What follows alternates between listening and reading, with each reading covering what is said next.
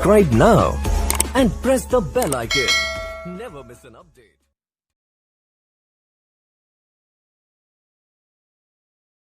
Hello दोस्तों, स्वागत है आप सबका स्टॉक रिसर्च यूट्यूब चैनल। दोस्तों आज हम बात करेंगे भारतीय एयरटेल लिमिटेड के बारे में। पिछले 2-3 दिनों से काफ़ी बढ़िया तेज़ी दिखने को मिल रही थी। मंडे को लगभग 395 का लो बनाया, उसके बाद 400 रुपीज़ के लेवल के नीचे नहीं आना था, लेकिन फिर भी वहाँ से बहुत ही बढ़िया बाउंस बैक किया है। तो आज 420 रुपीज़ का हाई बनाया और 420 के ऊपर ही क्लोजिंग हुई है। तो इतनी तेज़ी क्यों है उसके बारे में जानेंगे और आगे इसके अंदर क्या करना चाहिए उसके बारे में भी जानेंगे। तो जो भी नए लोग हैं प्लीज़ चैनल को सब्सक्राइब कर दीजिए, और भी किसी शेयर के बारे में जानना रहता है प्लीज़ चैनल के नीचे कमेंट कीजिए। तो बड़े बड़े ब्रोकर्स की ओर से भारतीय एयरटेल को लेकर बाइंग की कॉलिंग आ रही है और जो टारगेट प्राइस दिया जा रहा है वो 605। तो ये अभी ब्रोकरेज है डार्ट, तो इनकी तरफ से भारतीय एयरटेल का टारगेट प्राइस आया है 605। तो इन्होंने जिस हिसाब से रिसर्च की उस हिसाब से तो आप यहाँ पे देख सकते हो, मैं आपको बताऊँगा। तो इनका कहना है कि जून क्वार्टर में कंपनी की नेट सेल्स रही है 23,938 करोड़, जो कि पिछले साल के कंपैरिजन में 15.5% की तेज़ी नेट सेल्स में ग्रोथ दिखाई दे रही है, 15.5% की। तो अगर आप देखें तो इनके हिसाब से जो इनका एस्टिमेटेड रेवेन्यू लगाया जा रहा है, तो ये सारे नंबर मिलियन में मैं आपको करोड़ में कन्वर्ट करके बताऊंगा। फाइनेंशियल ईयर 2019 में इनका रेवेन्यू था 81,068 करोड़। पीछे का एक आंकड़ा आप निकाल दीजिए, तो फाइनेंशियल ईयर 2020 में है 87,539 करोड़। फाइनेंशियल ईयर 2021 जो कि अभी चल रहा है उसके अंदर इनका रेवेन्यू होना चाहिए 98,058 करोड़। और फाइनेंशियल ईयर 2028 में अगर आप देखें तो इनका रेवेन्यू हो जाएगा 1,06,418 करोड़। और फाइनेंशियल ईयर 23 तक आप देखें तो 1,19,215 करोड़ का रेवेन्यू यहाँ पे इनकी ओर से अनुमान लगाया जा रहा है। तो काफ़ी बढ़िया ग्रोथ यहाँ पे इन्होंने बताई है। तो प्रॉफिट आफ्टर टैक्स भी देखें तो अभी फाइनेंशियल ईयर 2020 में जो 2400 करोड़ का लॉस दिखाई दे रहा था, इसके बारे में मैंने कहा था AGR का पेमेंट करने की वजह से यहाँ पे जो है लॉस दिखाई दे रहा है। तो फाइनेंशियल ईयर 21 में इसको 893 करोड़ का फ़ायदा हो सकता है, और फाइनेंशियल ईयर 2022 में 8,386 करोड़ का नेट प्रॉफिट हो सकता है, और 23 में 15,484 करोड़ का प्रॉफिट आफ्टर टैक्स इनको हो सकता है। तो ये बहुत ही बढ़िया है। ग्रोथ भी आप यहाँ पे देख सकते हो, नेट सेल्स में ग्रोथ अभी 19 से 20 में 8% की ग्रोथ हुई, 20 से 21 में 12% की ग्रोथ दिखाई जा रही है, और 21 से 22 में 8.5%, और फिर से 23 में 12% की ग्रोथ दिखाई दे रही है, जो कि टेलीकॉम सेक्टर के हिसाब से काफ़ी बढ़िया है। और इनका कहना है कि एवरेज रेवेन्यू पर यूज़र भी इनका बढ़ सकता है, क्योंकि कंपनी जो है अपने प्लान्स को जो है बढ़ाने के बारे में सोच रही है। तो एक और ब्रोकरेज की तरफ से यहाँ पे बाइंग की रेटिंग आ रही है, उसका नाम है दौलत कैपिटल। इसके बारे में तो आपने सुना ही होगा, इंडिया का ये फर्म है दौलत कैपिटल। इन्होंने भी जो शेयर टारगेट प्राइस दिया वो है 605 रुपीज़, और इन्होंने भी लगभग 2 दिन पहले दिया था जब 395 रुपीज़ का लो बनाया।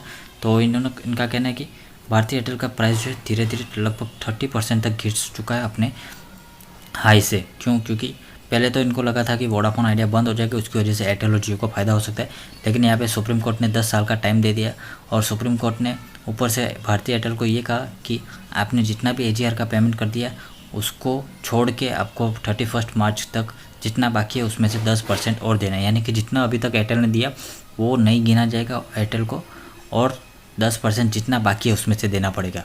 तो जैसे कि, और उसके बाद जियो ने पोस्टपेड प्लान लॉन्च किए, तो उसकी वजह से भी एयरटेल में गिरावट आई। तो और यहाँ पे जियो और एयरटेल के बराबर की टक्कर चल रही। जियो ने भी फाइबर लॉन्च कर दिया और एयरटेल भी अपना एयरटेल एक्सट्रीम फाइबर लॉन्च कर चुका है।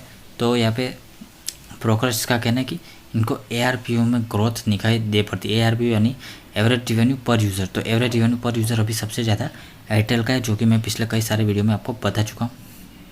तो आप यहाँ पे देख सकते हो कंटिन्यूटी ऑफ VIL यानी कि वोडाफोन आइडिया लिमिटेड, जो इनका बिजनेस अब कंटिन्यू करेंगे वो एयरटेल के लिए काफ़ी चैलेंजिंग होगा, और इसकी वजह से meaningful tariff increase and fund infusion and improvement in execution. यानी कि अब ज़्यादा टैरिफ प्लान भी नहीं बढ़ा सकते, और फंड की भी यहाँ पे आपको काफ़ी ज़्यादा ज़रूरत पड़ेगी, और सर्विस को जो है और भी ज़्यादा बेहतर बनाना होगा, क्योंकि कंपटीशन अब तीनों के बीच में हो चुका है। तो शेयर होल्डिंग पैटर्न मैं यहाँ पे आपको दिखाना चाहूँगा। ये जून 2020 का शेयर होल्डिंग पैटर्न है। तो देख सकते हो प्रमोटर के पास 56% है, म्यूचुअल फंड के पास 12.80% है, इंश्योरेंस कंपनी के पास 5% है, और FIs के पास 20% है। तो ये तीनों के इंपॉर्टेंट, बाकी कुछ में कुछ भी चेंज नहीं हुआ। तो जून 2020 का है ये, सितंबर 2020 का भी एयरटेल ने रिलीज़ कर दिया, वो भी आगे बताऊंगा।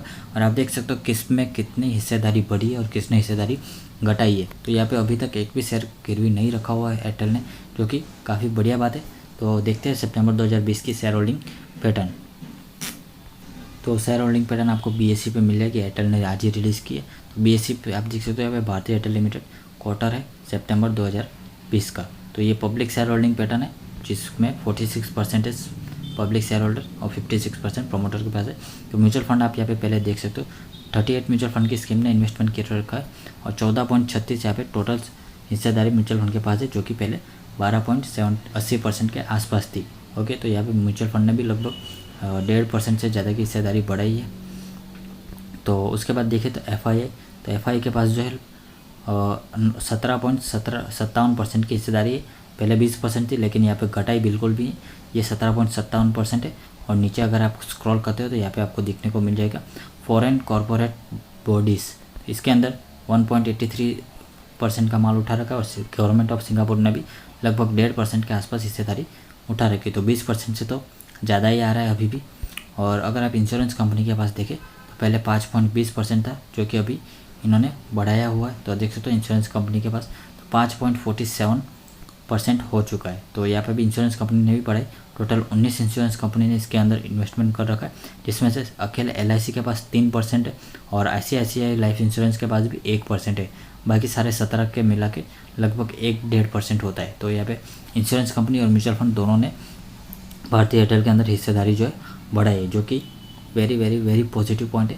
तो इंस्टीट्यूशनल जो है भारतीय एयरटेल को लेकर काफ़ी ज़्यादा पॉजिटिव है, तो इसकी वजह से भारतीय एयरटेल में आके बहुत बड़ा मूवमेंट देखने को मिल सकता है। तो आगे बात करते हैं क्या करना चाहिए। तो प्रीवियस क्लोजिंग हुई थी 405 रुपीज़ के ऊपर, ओपन हुआ 405.70, हाई इसने बनाया 420 का और हाई के प्लास ही क्लोजिंग हुई है, तो ज़्यादा नीचे क्लोजिंग नहीं हुई। 612 रुपीज़ का 52वीं हाई है और 52वीं क्लो है 325 रुपीज़, जो कि 24 अक्टूबर 2019 पिछले साल का है। तो आज क्वांटिटी ट्रेड हुई लगभग 2,34,88,238 शेयर्स की। डिलीवरेबल क्वांटिटी देखें 59,41,359, 25% की यहाँ पे डिलीवरी हो चुकी है। तो डिलीवरी की क्वांटिटी भी काफ़ी बढ़िया है और परसेंटेज भी बढ़िया है। तो धीरे धीरे इसके अंदर माल उठाया जा रहा है। तो जब गिरावट हुई थी तब भी मैंने आपको शेयर ये बताया था क्वांटिटी कितनी ट्रेड हुई और कितना माल उठाया जा रहा है। तो गिरावट में काफ़ी ज़्यादा माल उठाया गया है एयरटेल के अंदर। तो जैसे अब रिजल्ट की बात कर लेते हैं, तो भारतीय एयरटेल का रिजल्ट आने वाला है 27 अक्टूबर को। तो इसके बारे में पहले आगे वीडियो में बता चुका हूँ। तो जब रिजल्ट आने वाला होता है तो 3-4 दिन पहले से तैयारी शुरू हो जाती है। तो यहाँ पे पिछले 2 दिनों से तेज़ी दिखने को मिल रही और आगे भी जिस तरह की डिलीवरी जहाँ पे उठाई गई और क्लोजिंग के पास हाई के पास ही प्राइस क्लोज हुआ है, तो उसके हिसाब से आगे और तेज़ी बनी रह सकती है। तो अगर आप धीरे धीरे प्रॉफिट बुकिंग कर सकते हो। अगर आपने 400 रुपीज़ के आसपास खरीदा है तो मैंने पिछले 2 वीडियो बना चुके हैं, मैंने कहा था 420 और 400 के बीच में आप खरीद सकते हो कोई भी, और लॉन्ग टर्म के लिए भी काफ़ी बढ़िया। 605 का टारगेट प्राइस दिया जा रहा है, जो कि अभी करंट मार्केट प्राइस से 50% अपसाइड है। तो यहाँ पे काफ़ी ज़्यादा ग्रोथ यहाँ पे दिखाई दे रही है। तो 27 अक्टूबर को रिजल्ट आने वाला है, अगर आपके पास है तो रिजल्ट पे नज़र बनाए रखिए। रिजल्ट का वीडियो भी मैं बनाऊंगा। तो जैसे कि क्वार्टर 2 में कंपनी ने, क्वार्टर 2 की बात करूँ, क्वार्टर 2 में कंपनी ने 44 लाख नए कस्टमर्स यहाँ पे जोड़े हैं। ओके, 44 लाख। तो 44 लाख कस्टमर्स का रिवेन्यू काफ़ी बढ़िया होता है। रिवेन्यू बढ़ेगा, नेट प्रॉफिट बढ़ेगा और शेयर प्राइस भी बढ़ेगा। ओवरऑल सबको फ़ायदा होगा। तो दोस्तों वीडियो पसंद आए तो लाइक कर दीजिए, चैनल पर पहली बार है तो प्लीज़ सब्सक्राइब कर दीजिए।